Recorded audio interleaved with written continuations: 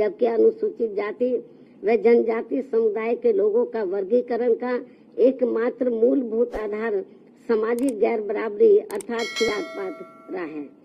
ऐतिहासिक तौर पर सामाजिक गैर बराबरी की वजह से ही आरक्षण दिया गया है, तो ऐसे में जाति के आधार पर प्रताड़ना झेलने वाले समुदाय के बीच आरक्षण का बंटवारा करना ये पूर्ण रूप से अनुचित, असंवैधानिक व गलत है, क्योंकि दलितों व आदिवासियों के लिए आरक्षण का उद्देश्य जात पात व छुआछूत की बुराइयों को दूर करना था। साथ ही दिनांक 1 अगस्त 2024 के माननीय सुप्रीम कोर्ट के निर्णय अनुसार अब राज्य सरकारें अनुसूचित जाति व जनजाति का उप वर्गीकरण कर सकते हैं, जो कि असंवैधानिक है एवं उचित नहीं है। इतना ही नहीं बल्कि अनुसूचित जाति एवं जनजाति समुदाय का उप वर्गीकरण जिसे माननीय सुप्रीम कोर्ट ने अनुमति दे दी है, इसे अब राजनीतिक दलों द्वारा राजनीतिक हथियार के रूप में उपयोग किया जाएगा। जहां एक तरफ राजनीतिक दल अपने राजनीतिक उद्देश्यों को पूरा करने के लिए कुछ अनुसूचित जाति व जनजाति वर्गों को हाशिए पर धकेल देंगे और उनके लिए पक्षपात का माहौल बनाकर अपना उद्देश्य पूरा करेंगे, तो वहीं दूसरी तरफ अनुसूचित जाति एवं जनजाति के इस उप वर्गीकरण के कारण काफी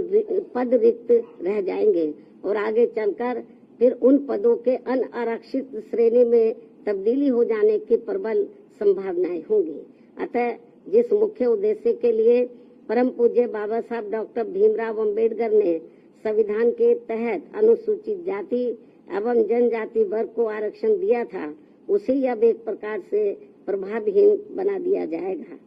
अर्थात खत्म कर दिया जाएगा। वैसे भी खासकर बीजेपी, कांग्रेस व समाजवादी पार्टी आदि हमेशा से ही एससी व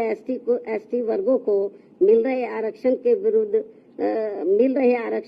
विरुद्ध रहे हैं और इसलिए इनके वकीलों ने उप वर्गीकरण की काफी जोरदारी से कोर्ट के सामने अपनी दलीलें भी रखी हैं और इसे खत्म करने की सिफारिश में ये पार्टियां हमेशा प्रयासरत रहती हैं। समाजवादी पार्टी ने तो संसद के भीतर ही पदोन्नति में आरक्षण संबंधी बिल को ही बीजेपी और कांग्रेस की मिली भगत से फाड़ दिया था, जिसे आज तक केंद्र सरकार संसद में दोबारा नहीं ला सकी है, जिसकी वजह से माननीय सुप्रीम कोर्ट के नागराज के निर्णय एससी व एसटी कर्मचारियों को पदोन्नति में आरक्षण संबंधी लाभ से वंचित रहना पड़ा है तथा अब इसी प्रकार से इस नए निर्णय दिनांक 1 अगस्त 2024 के तहत अंत में हमेशा के लिए ही इन वर्गों को आरक्षण से वंचित होगा और इससे फिर बीजेपी, कांग्रेस व समाजवादी पार्टी आदि को आरक्षण खत्म करने के लिए इन्हें संविधान बदलने की भी जरूरत नहीं पड़ेगी। और यही कारण है कि इन पार्टियों ने केंद्र सरकार व राज्य सरकारों की तरफ से उचित पैरवी भी नहीं की है और काफी कुछ उप वर्गीकरण के पक्ष में दलीलें रखी हैं, जिससे कि मौजूदा चल रहे आरक्षण के विरुद्ध निर्णय आए और एनडीए व इंडिया अलायंस की सभी पार्टियों की नीयत ठीक होती और वो एससी व एसटी को मिल रहे आरक्षण में छेड़छाड़ आदि करके उसे खत्म नहीं करना चाहते, तो फिर मेरी इन सभी पार्टियों से ये अपील है कि ये सभी पार्टियां इस विषय पर, इस मुद्दे पर देश के समूचे एससी व एसटी समाज के समक्ष अपने स्पष्ट करें और इसी चल रहे संसद सत्र में संविधान में उचित संशोधन लाकर ये स्पष्ट करें कि अनुच्छेद 341 व 342 के तहत माननीय राष्ट्रपति द्वारा घोषित एससी व एसटी जातियों के संबंध में भविष्य में किसी भी प्रकार की छेड़छाड़ व उप वर्गीकरण करने का अधिकार किसी को भी नहीं होगा तथा इन सभी जातियों को आरक्षण प्राप्त होने के लिए एक समूह के रूप में ही देखा जाएगा। ये इनको संशोधन संविधान में उचित संशोधन विधेयक इनको लाना चाहिए और ये सब लाकर इनको संविधान की में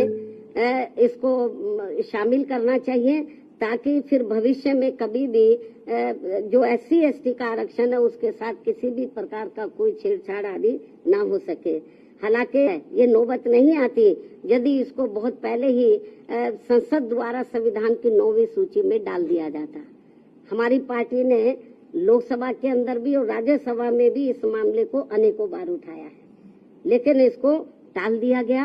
क्योंकि जब बीजेपी पावर में रहती है वो भी इसको टाल मटोल करती है। इस मामले को कांग्रेस पावर में रहती है तो वो भी इस मामले को टालमोल कर देती है। इससे स्पष्ट है कि चाहे कांग्रेस हो, बीजेपी हो या अन्य पार्टियां हो, उनकी वीकर सेक्शन के मामले में, खासकर दलितों व आदिवासियों के मामले में अभी उनकी जातिवादी सोच बदली नहीं है। मुझे नहीं लगता है कि ऐसा कुछ ये पार्टियां कर पाएंगी। इसके साथ साथ मेरी इस देश के सभी अनुसूचित जाति व अनुसूचित जनजाति वर्गों के लोगों से ये खास अपील भी है कि इस समय इस निर्णय से उत्पन्न स्थिति को अपने व अपने बच्चों के भविष्य तथा अपने संवैधानिक अधिकारों को नुकसान होने से बचाने के उद्देश्य से तथा बाबा साहब डॉक्टर भीमराव अम्बेडकर के द्वारा अपने अथक प्रयासों से इन वर्गों को जो संवैधानिक अधिकार दिलाए गए हैं, तो उन्हें खत्म होने से बचाने के लिए इस स्थिति को अपने लिए एक आपातकालीन की स्थिति समझते हुए इन्हें एकजुट होना पड़ेगा तथा मात्र अपने अपने राजनीतिक स्वार्थ व दबाव से प्रेरित न होकर यहाँ सभी राजनीतिक पार्टियों के ऊपर दबाव डालकर उचित संवैधानिक संशोधन लाने के लिए मजबूर करना पड़ेगा। इस खास अपील के साथ ही अब मैं माननीय सुप्रीम कोर्ट से भी ये पुरजोर अपील करती हूँ कि वह देश में SC व ST वर्गों के हितों में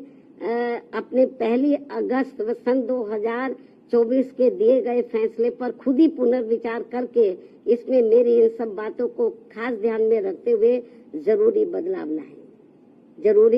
बदलाव लाए, तब्दीली लाए, वरना इन वर्गों में से आरक्षण के पात्र लोगों को बड़ा भारी नुकसान हो जाएगा। इस खास अपील के साथ ही अब मैं अपनी बात यही समाप्त करती हूँ। धन्यवाद। जय भीम व जय भारत। नहीं, उसका खिलाफत इन्होंने नहीं किया। वो पूरा उन्होंने तो बल्कि इस मामले में वो ऐसी दलीलें रखते रहे कि जिससे माननीय सुप्रीम कोर्ट को ये फैसला देने में उनको और मदद मिल गई। चाहे तो कांग्रेस की ओर से वकील खड़े हुए या सरकार की ओर से खड़े हुए हों, इन्होंने एक प्रकार से माननीय सुप्रीम कोर्ट की मदद ही की है इस मामले में।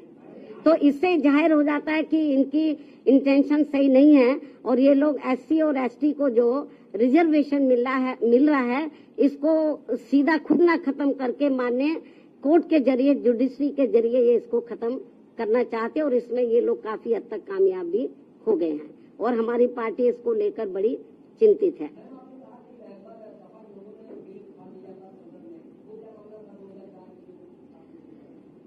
जो SC ST का पदोन्नति में जो आरक्षण का मामला था तो वो लगभग खत्म सा हो गया था। उसको प्रभावी बनाने के लिए हमारी पार्टी ने उस समय सेंटर में कांग्रेस की सरकार थी, उनके ऊपर दबाव बनाया कि आप इसमें संशोधन विधेयक लाइए और पदोन्नति में आरक्षण को पुनः प्रभावशाली बनाया जाए। जब ये बिल लाया गया तो कांग्रेस नहीं चाहती थी कि SC ST वर्गों के कर्मचारियों को पदोन्नति में आरक्षण का लाभ मिले। तो कांग्रेस उस समय पावर में थी, तो कांग्रेस और बीजेपी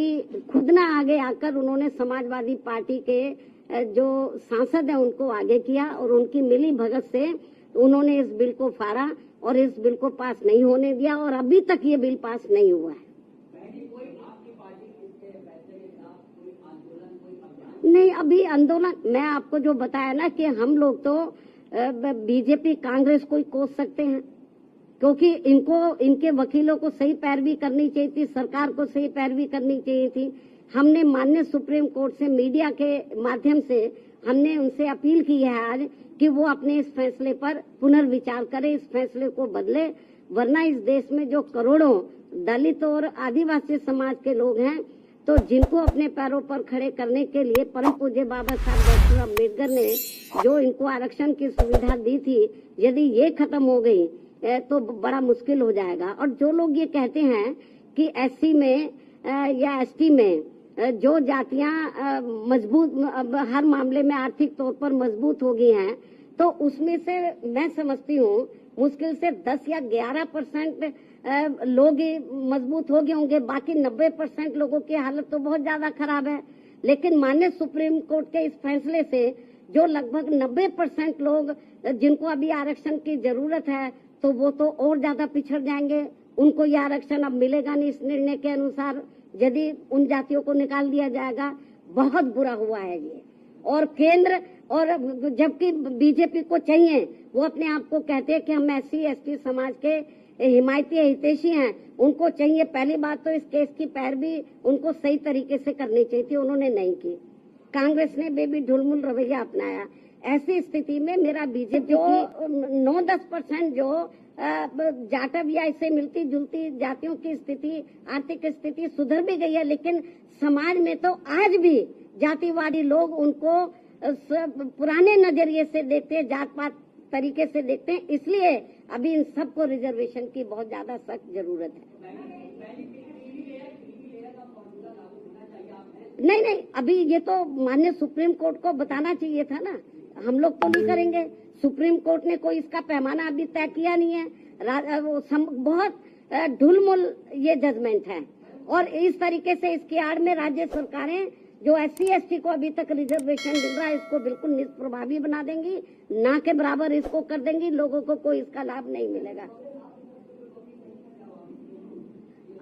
नहीं, हमारे को तो उन्होंने कब बुलाया ही नहीं, जबकि हमारी पार्टी इनके लिए लड़ाई लड़ती रही है। हमको भी बुलाते तो हमारी ओर से वकील जरूर जाता।